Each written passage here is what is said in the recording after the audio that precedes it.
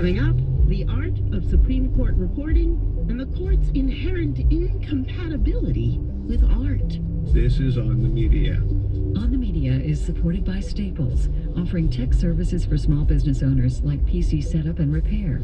More at staples.com/tech services. Staples, make more happen. And Canon USA, offering the Canon Digital Learning Center, featuring how-to content like articles, blogs, and videos for photographers of all experience levels. More at learn.usa.canon.com. Come see WNYC live on stage for 3 days at BAM. Radio Love Fest 2016 features Wait, Wait, Don't Tell Me, Death, Sex, and Money, The Moth, selected shorts, and more. Plus, music and movies. Meet us in Brooklyn for Radio Love Fest, March 10th through 12th. Schedules and tickets at BAM.org.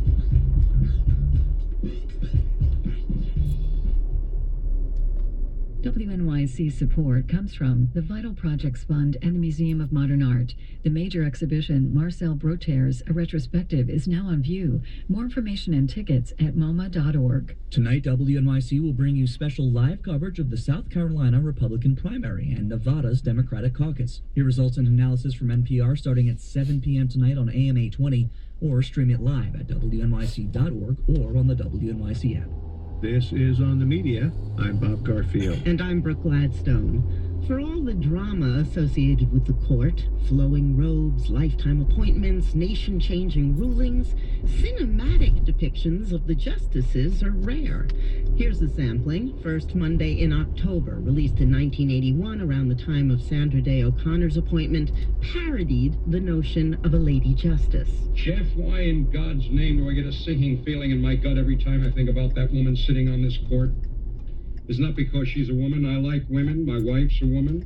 The bench will smell better with a little perfume on it. But Ruth Loomis. That film was a flop. Then there's The Pelican Brief, the thriller based on John Grisham's novel in which two Supreme Court justices are mysteriously murdered. Now, what's the report? This is a brief written by an eager beaver Tulane law student. It's a theory on who's behind the assassinations. And indirectly, it implicates the White House. Steven Spielberg's Amistad tells the story of a shipboard slave mutiny in 1839, the mutineers jailing by the U.S. government, and the Supreme Court case that ultimately freed them. In the film, Justice Joseph Story is played by a real former Supreme Court Justice, Harry Blackmun. Over one dissent, it is the court's judgment that the defendants are to be released from custody at once, and if they so choose, to be returned to their homes in Africa.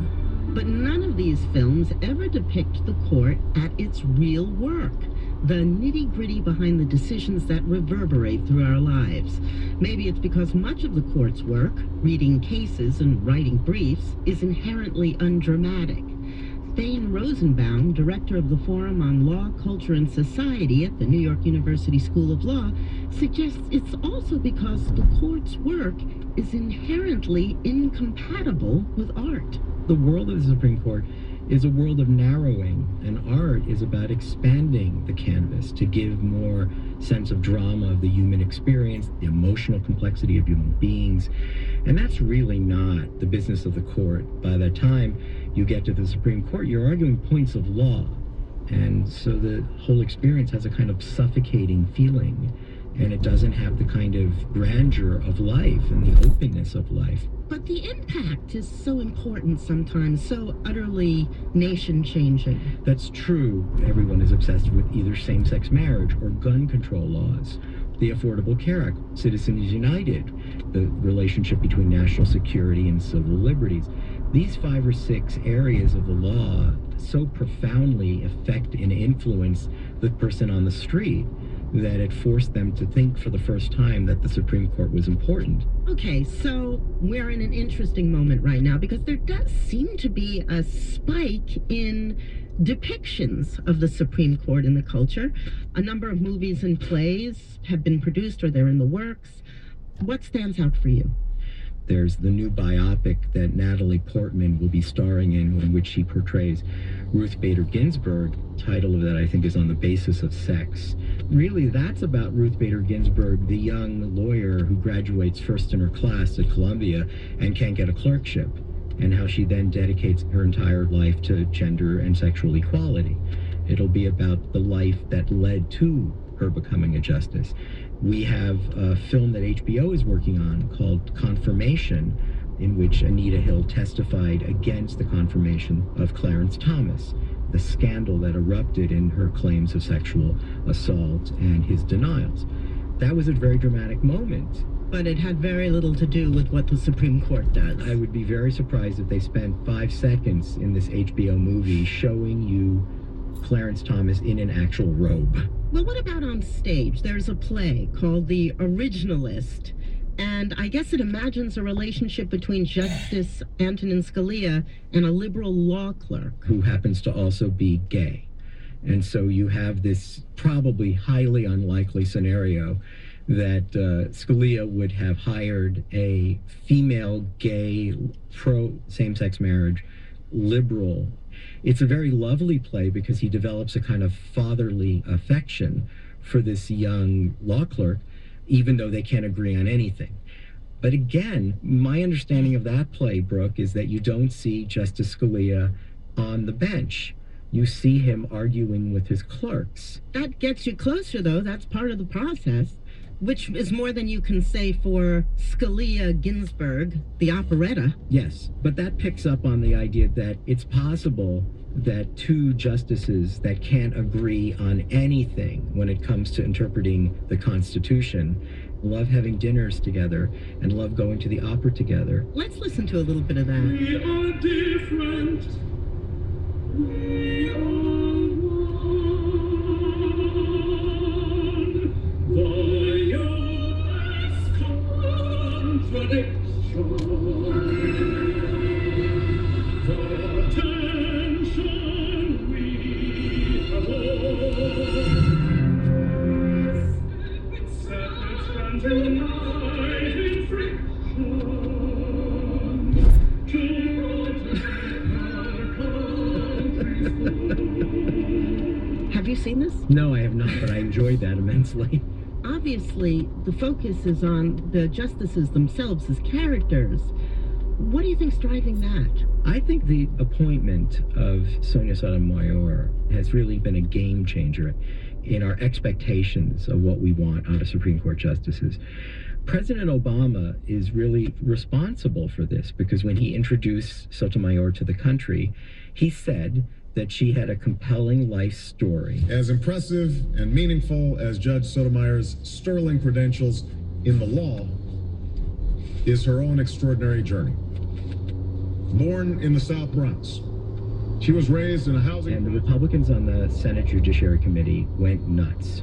Judges were supposed to be rogue robots, mechanical in their application of law. No one had ever introduced a justice and actually said that their life experiences is what would make this person a really great Supreme Court justice. I think it had a lot to do with changing mindsets about, well, should we know these people? You know, if they have such an impact on our lives, who they are might have as much to do with their rulings as their ideological principles. You know, weirdly, a preview of this came from by far the quietest justice in a case called Virginia v. Black. Quite right. Clarence Thomas famously never speaks during oral argument. And here you have a cross-burning case, and before the first appellant even got a word out, Clarence Thomas jumps into the fray. And he talks about what cross-burning meant to African Americans and how threatening it was and how wounding it was. We had almost 100 years of lynching and activity in the South by the Knights of Camellia and the Ku Klux Klan. And this was a reign of terror, and the cross was a symbol of that reign of terror. Isn't that significantly greater than intimidation or threat?